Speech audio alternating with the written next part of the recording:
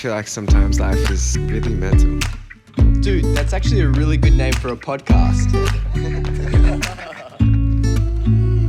Even when you lose all hope, you go deeper than you've gone. Hold on till you can't no more. It's really mental. When I do turn around and say, hey, why are you saying this to me? Well, I'm saying it to protect you because I'm worried about you, because I love you and I don't want you to get hurt. Hey everyone, welcome to Really Mental, where we want you to know that no matter who you are not alone. And today we have a very special guest, Sam Nelson Harris from X Ambassadors. So we're really excited to get into today's conversation. Today we're talking about vulnerability, and I wanted to ask you if you could rate today's podcast a 5 stars and follow, like, subscribe at our socials at Really Mental Podcast. It would really mean a lot, and we think we're going to have an amazing conversation. So I think it will be worth a 5-star review. Appreciate everyone listening. Harry, I want to start things off.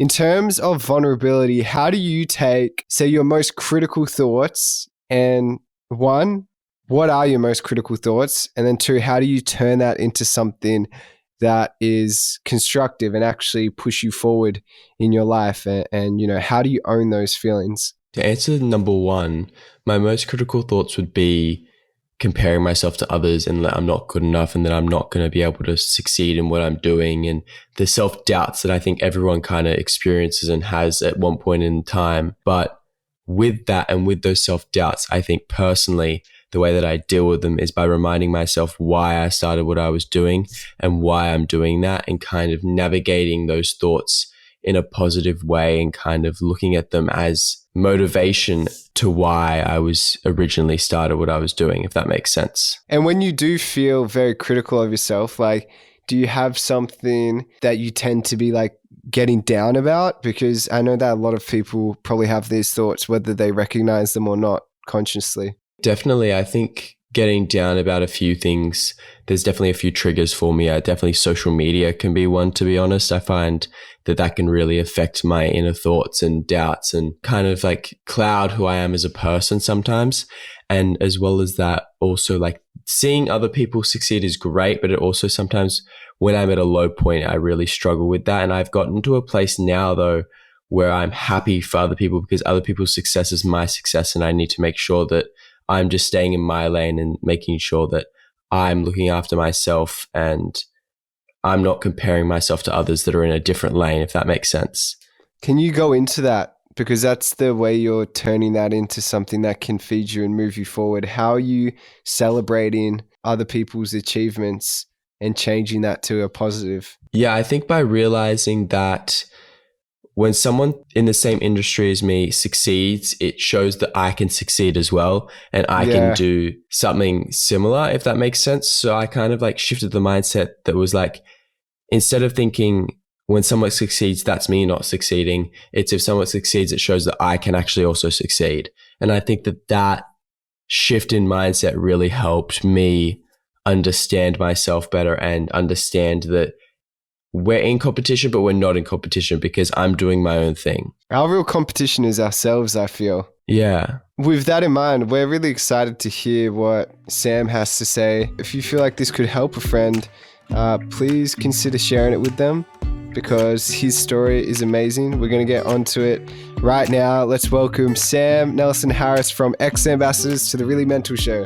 Just want to let everyone know that we have an Amazon AMP show every Sunday at 7 p.m. PT and 10 p.m. ET with amazing guests similar to the podcast. Please go check out the Amazon AMP app and follow us at Really Mental. So we are joined here with Sammy Nelson Harris. I just added the official name Sam Nelson Harris, but we're already on the nickname level. He's an incredible musician, songwriter, artist, and you may know him, and also actor, if we're really getting into it. Multi hyphenate. Yeah, he's from the band X Ambassadors, who you definitely have heard of. And to give you a scope of how big they are, when COVID hit, he was touring in Slovakia. Is that correct? Yeah. Yes, got that right. Yeah. So yeah. This is global, and we're super excited to have him on. First of all, Sammy, how are you? I'm doing great, man. I'm doing great. We were chatting about this a little before we started rolling, but I'm doing this short film this weekend that is written and directed by my friend Colby Day, and he's a brilliant writer, and it's a beautiful short, and I'm acting in it, I'm dancing in it, I'm not singing in it. It's totally unrelated to my music career, which is I think it's so important to do that kind of stuff and to shake yourself a little bit. For me, this is like it's semi outside my comfort zone, but not really, because I was an actor before I was a musician, for many, many years. And I think to a degree, even with being in a band, there is a performance element to it that is akin to a lot of the stuff that I did when I was doing theater. It's unlocking new things in my brain and my nervous system. Definitely. And today, obviously, we're talking about vulnerability and maintaining creativity. So when you're on set like that, how is it different to music in terms of putting yourself out there? Does it feel different? Is it a different approach? Yeah, I mean, it feels so different. And also there are times when I realize like, oh, this is all kind of the same thing. This sounds very cliche, but you're all telling stories. You want to commit yourself to the story. So what is the song? Everything is all about the song.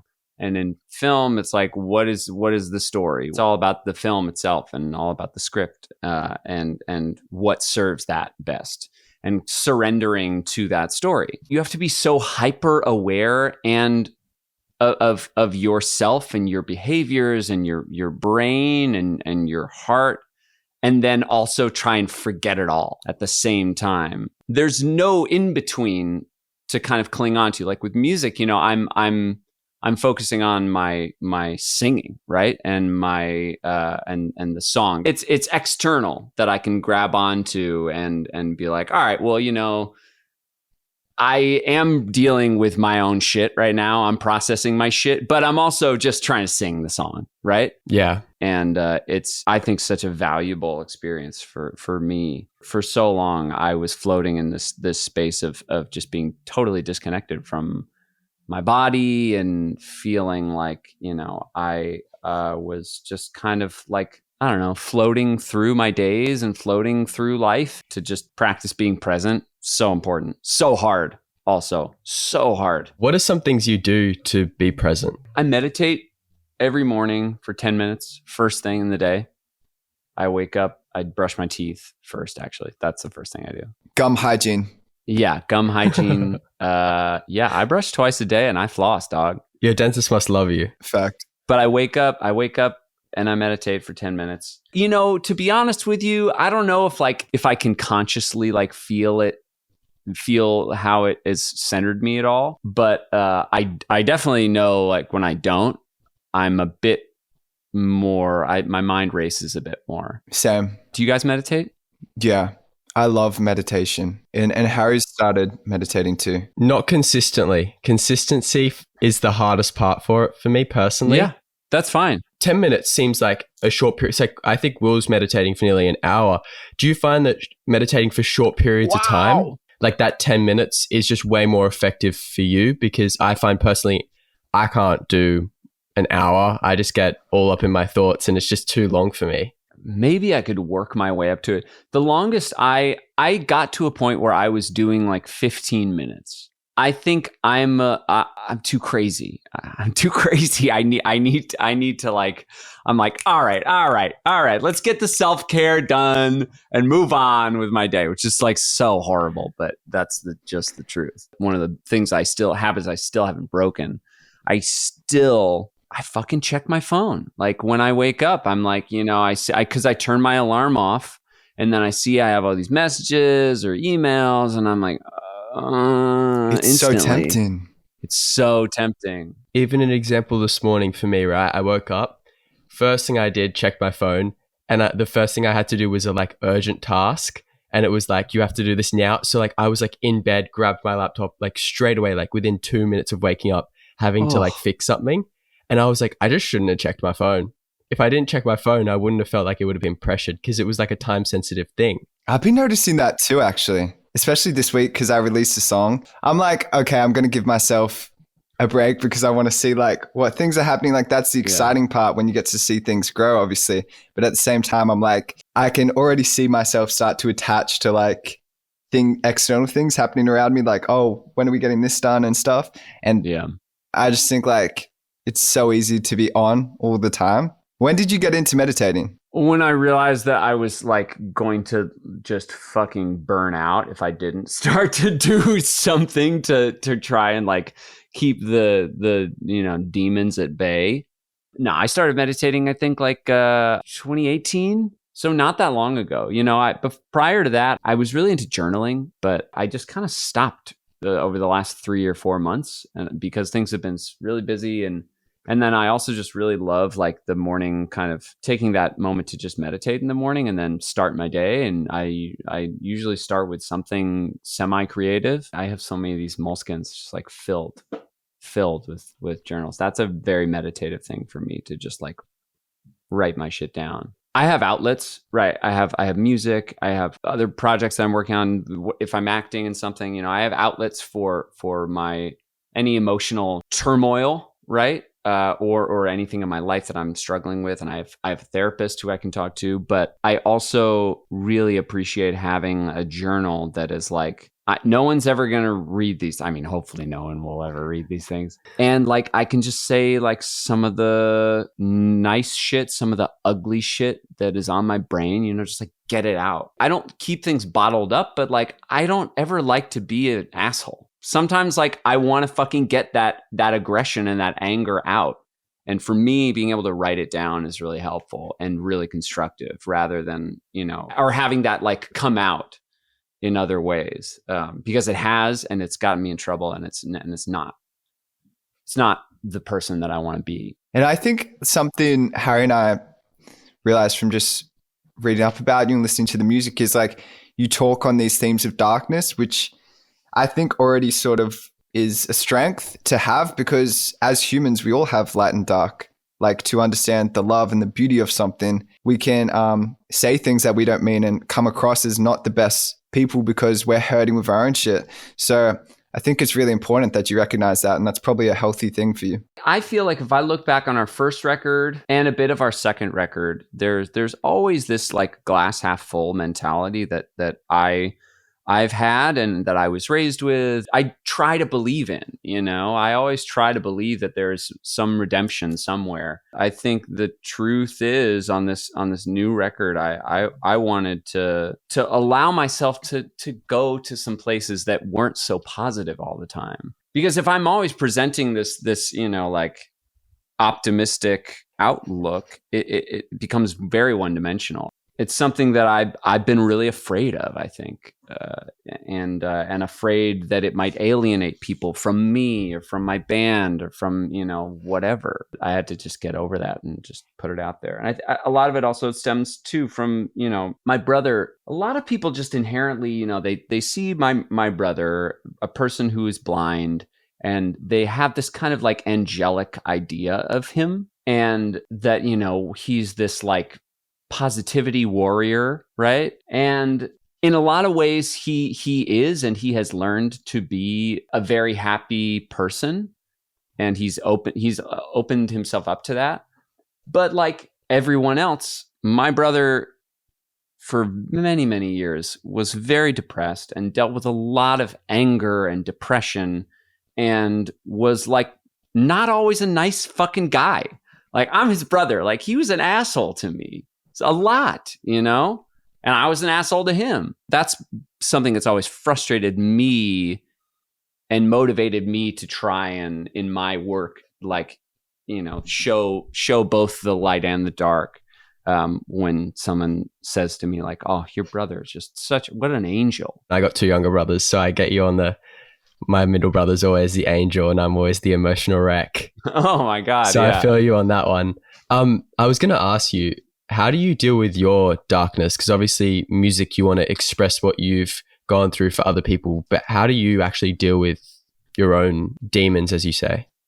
Well, look, I believe in talking about things that make you uncomfortable and addressing things that make you uncomfortable to talk about in your art. and in your work. Oftentimes I found that like the second I start talking about some very real shit that's happened to me, or my relationship with a person in the world who's a real person, and I put that and I record that, I get this like feeling of like nervousness and discomfort. And I'm like, oh, I don't know if I should share this. Like, this is like a little too real.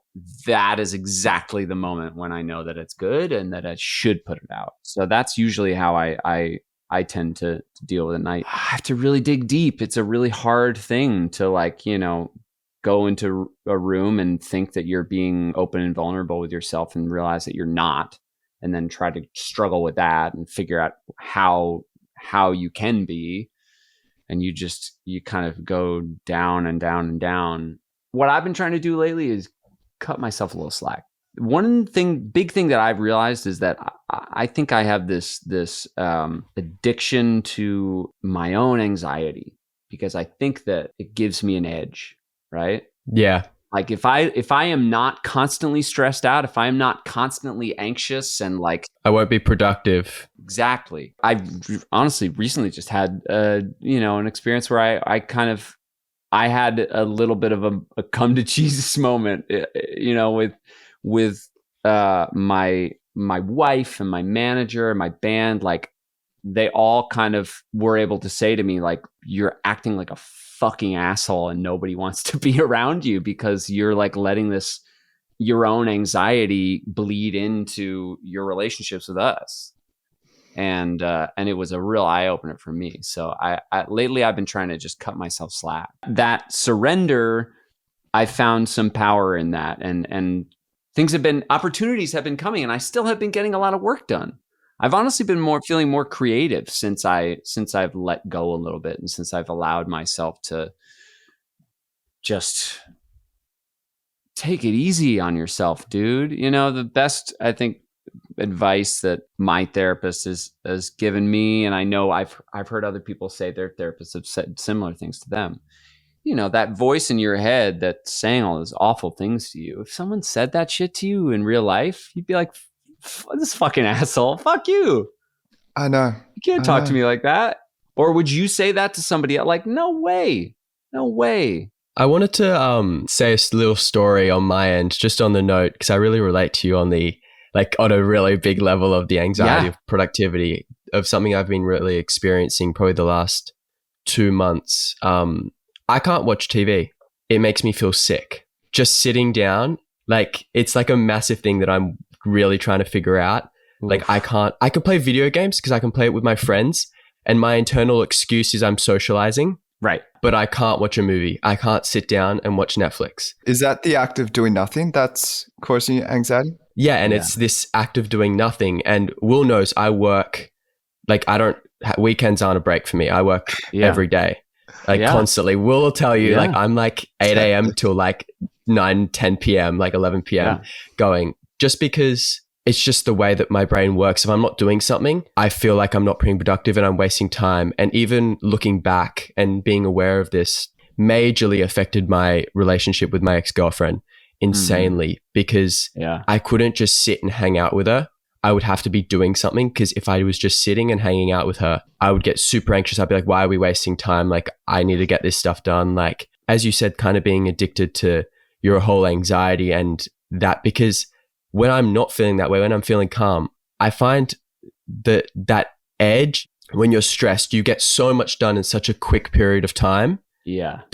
It's like your productivity goes up 10x, but then you're actually just like feel like shit. I'll be literally verge of a panic attack, but I'll be like grinding work, getting everything done, like smashing out everything, feel like I've got everything sorted. But internally, I'm like on edge and like, oh crap, like I'm about to snap. It's almost like eating only fast food to like keep yourself alive and keep yourself going. Yeah. It's letting you live and survive, but like meanwhile your insides are disintegrating and you are just like, you just can't go on and on and on like that. I totally relate, man. It is like a thing that I really, really struggle with, and I'm still struggling with. I think for me, like the knowledge of that it's going to always be a struggle is the hardest thing to wrap my head around. I'm like, wait, like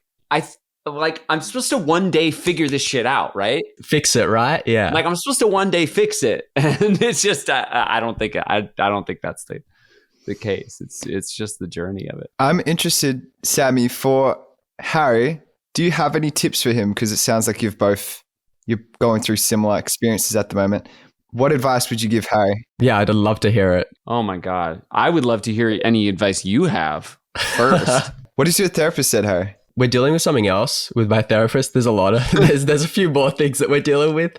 And the main thing right now I'm dealing with my therapist with is being too empathetic towards people and not putting my oxygen mask on first before putting it on for other people. Yeah, I feel That's that. my major one that we're dealing with right now. This will come second. Once we deal with that, we'll deal with this, and then we'll deal with the later stuff as well. But that's There's part a of few the layers. first problem. Isn't that part of the first problem? That you're like, I'll deal about my issues with other people first before I deal about my issues with myself. I'm the same way. I'm naturally doing it as we're speaking. Yeah. I just don't naturally think that way. Like I don't, Yeah. It doesn't, even as I was saying it, I thought I was looking after myself, but then you just brought it to my attention. I'm like, shit. Yeah. No, but like you're not alone. I really do the exact same thing. I would say 99% of the time when I am stressed out about something, it is something that someone else is doing, and my worry about them or my relationship with them, and it is so rare for me to say like I am dealing with something deep within me right now. Yeah. So you have two brothers? Yeah, two younger brothers. So I'm the eldest. You two younger brothers.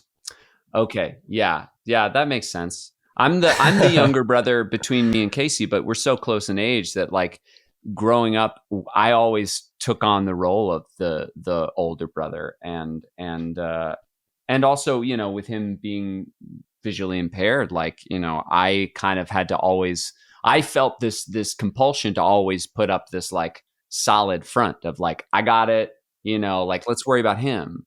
Or let's worry about her, or let's worry about them, you know, like let's worry about all the people in my sphere. Too much to carry sometimes. Too much to carry. You can see it in my posture. Something that I wanted to say as well that I was talking to my therapist about was I was constantly like, okay, like I want to deal with it. Like I've been going on runs, I've been exercising, been trying meditation, been doing all these things. And he's like, dude, all of these things are just suppressing it. You're not dealing with it. You're just doing things to just not feel it for like 20 minutes, and then it's just going to come back. And he's like, doing a meditation, doing these runs, yeah, cool, they're good for you, but you're not dealing with the actual problem. You're just delaying the problem by doing these things and distracting yourself.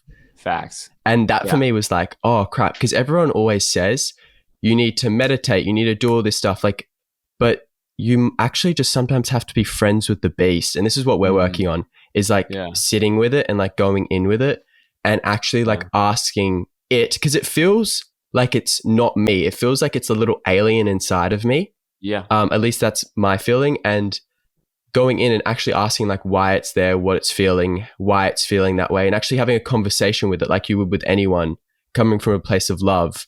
And that's really, for me, helped in building this relationship with my anxiety, my doubts, my overthinking, all of these things that I'm dealing with, because every time I get that feeling of anxiety, I just go and sit with it for 5 minutes and I'll try and have a conversation with it. And we're in the early stages of this, only been a few weeks since I've like been taught this from him, but it slowly started to allow me to understand why I'm feeling these ways, because I'm a massive overthinker and I will create stories in my brain that are fabricated from nothing.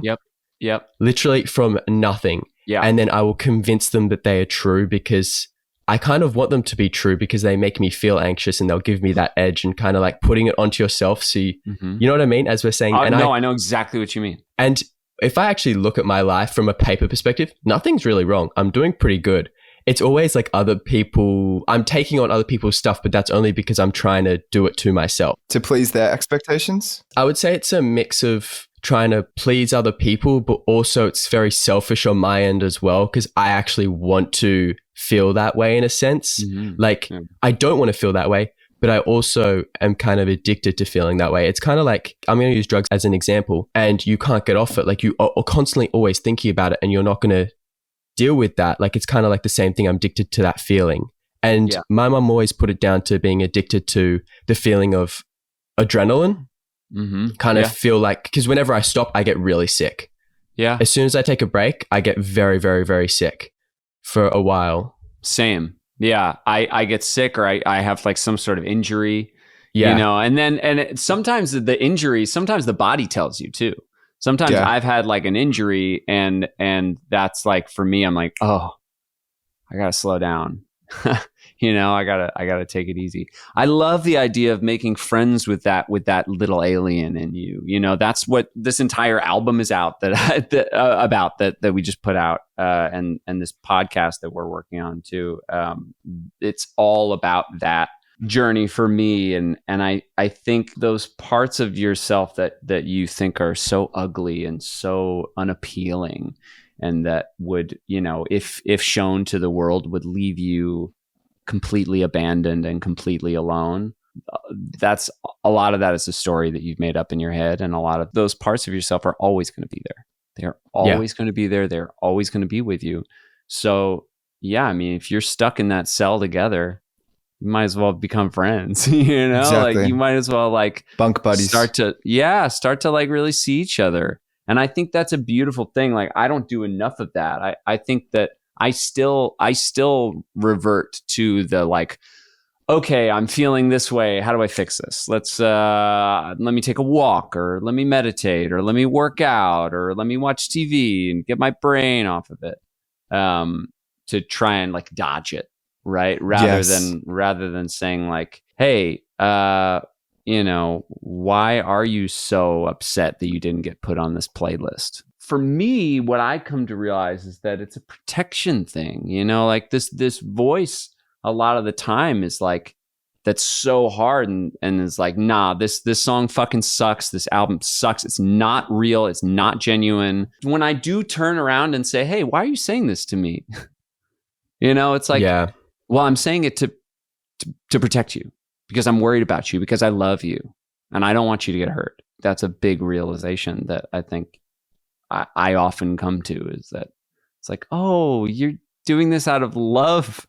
You know, it's not like this like self-deprecating and awful way of communicating to myself is because, you know, this voice, this little alien in me is like really worried about me. And I think the interesting thing that we're sort of touching on here is sometimes there's this real pressure and a need to be positive, almost to a toxic extent. I hate it so much, it drives me so crazy, especially here in, you know, in LA. There is like this positivity muck sometimes that just sinks you in, and you're like, oh God, I'm not like. But it's fake positivity. It's not even real. I find myself being like, shit, man, like, why am I not as confident as this person, or like so stoked about myself and my own shit as this person clearly is? You know, going back to what we keep touching on, the light and the dark, it's so important to have both. Like for me, on my journey with mental health, I'm like, same time as you, I started meditating. It's like 2018, 2017. I'm still figuring out how to be friends. I spent so long of that journey thinking that I would reach a point where suddenly I'd hit this sort of this peak, and it would just plateau, and I'd stay there, like at this level of just peace and confidence. But as the only constant in life is change, so of course it just is a roller coaster.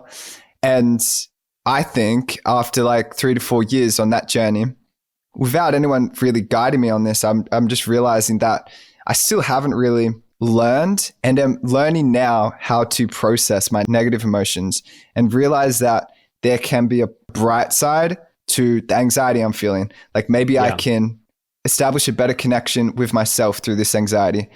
The last 4 years has been me trying to push it away through meditation, and it was just a different distraction that I thought was more, you know, beneficial or whatever. And I don't think anyone really speaks about that. So think interesting points coming up here. As we're speaking on the whole positivity thing, I'm realizing I'm a very positive and like happy person, but I'm also so negative and like will actually speak my truth as well. If I'm feeling like shit, I'm not afraid to say I'm feeling like shit, because why would I fake it? Like, I'm not gonna try and put a facade up for other people to like me, because at the end of the day, my biggest thing is like, I believe that you'll either like me if you do, or you won't if you won't.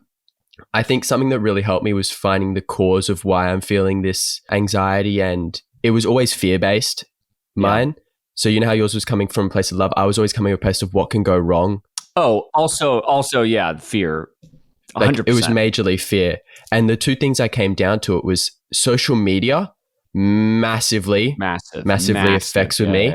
And that comes from a place of like wanting people to accept and like caring about what other people think of me, how many likes a photos, getting engagement, things that are out of my control. I don't like it. I like to be able to control certain things. And that was the thing that I have to work on, because I've very much like control. Makes me feel secure.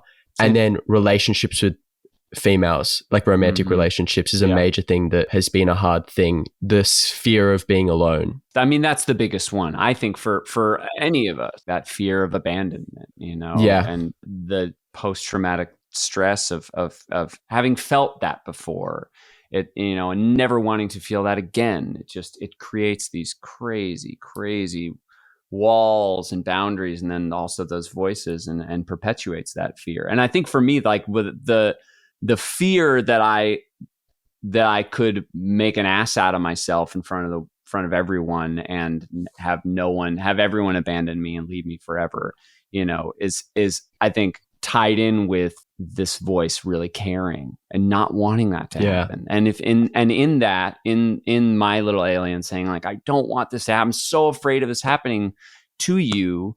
Why? Because I love you and I don't want you to be hurt. You know, that's kind of where it comes down to for me.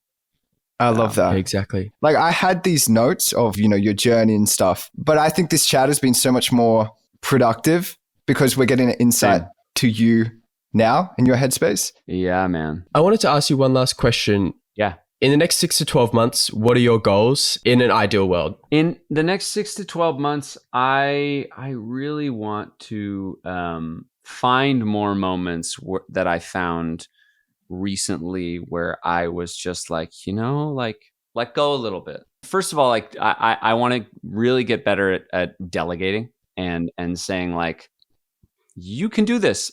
I'm going to let you do this. I'm not going to be over your shoulder. I'm not going to tell you exactly how to do it. Just do it. And it'll be what it is. So I want to try to find more moments like that. But we're going to be on tour. I want to get back in front of people, you know, again, and playing, because I desperately need approval. So, you know. And if they were to stream one of X Ambassador's songs right now, whichever one's your favorite, what would you say? You know, there's a song on our new record called Conversations with My Friends, which is one of my favorite songs I think I've ever written. We wrote it in like 30 minutes.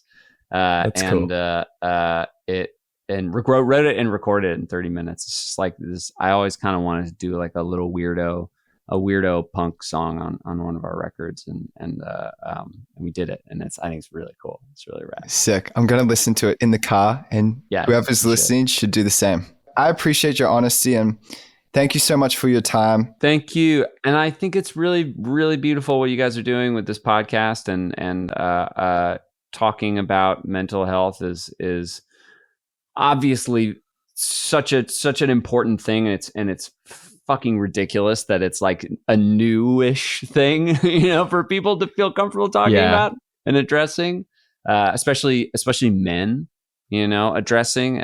I think that it's really great, and I'm so happy to be here. So, Will, I really liked that episode with Sam. I wanted to ask you, what was your biggest takeaway? I think the thing that I hadn't really thought of before is being addicted to the nervousness. And I know that you and Sam both had that experience. So that was really interesting for me, because I think maybe in some ways I definitely can relate to that. I just hadn't really heard that perspective before. So it was really interesting for me to just hear that from obviously a person who's performing so much and putting himself so much out of his comfort zone. It was really nice to hear that he has meditation, because I've found that that's been so helpful for me as well, especially when you're constantly putting yourself out there in the way that you do with like, music, acting, modeling, whatever it is in, this entertainment industry. It can be a lot. So I'm glad that he had meditation to go to and journaling. And I think that that's a pretty nice sort of takeaway for today, is to find a couple of things that you can do for free that are easy to access, that can, in your moments of vulnerability, of stress, you can go to take a deep breath. I literally did not mean for that to rhyme, but obviously I am a songwriter. I really appreciated the fact that Sam was very clear about sometimes the weight he feels on his shoulders. So I think, again, for me, just like, it was really nice and a good chance for me to continue to work on my empathy, because through doing this podcast, we get to see so many people that are working on different sides of themselves. So that would be my takeaway from today, finding something you can do for free to sort of manage the stress and, the pressure you can sometimes feel. Yeah. And I think with that, thank you for everyone. If you made it this far, if you could please share, subscribe, follow us on our socials at Really Mental, and hopefully please give us a 5-star review. And just send us some questions, because we always love to hear what you guys have to say and what you guys are going through. And if you guys want us to cover any topics, we are always open and happy to do that. So yeah, thank you so much. And we have an amazing guest next week, so make sure you tune in. Even when you lose all hope, you go deeper than you've gone. Hold on till you can't no more. It's really meant to.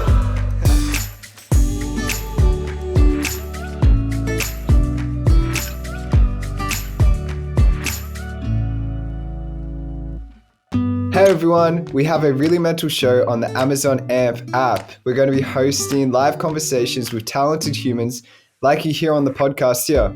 So make sure you go follow us on the Amazon AMP app at Really Mental, and we want you to know that no matter who you are, you're not alone. So hopefully we'll see you on Amazon AMP at 7 p.m. PT, 10 p.m. ET every Sunday. All right, see you then, beautiful human. I just want to end this episode today, Will, by talking directly to the audience, saying if you guys are struggling, Will and I aren't professionals in this field. We're just telling our experiences through stories and kind of just sharing what we've been through. But if you are really struggling, we do highly suggest going to see a therapist and professional help, because they will be the ones that can really help you in your situation. Of course, feel free to share your stories with us and DM us. We want to know what you're going through, but make sure you take the time to speak to a professional, because that's going to give you the most help. That said, we hope that these stories and the people we've spoken to can really help you on your journey to finding that right person, whether it's a therapist or that friend to talk to about it. Make sure you take the time to do that.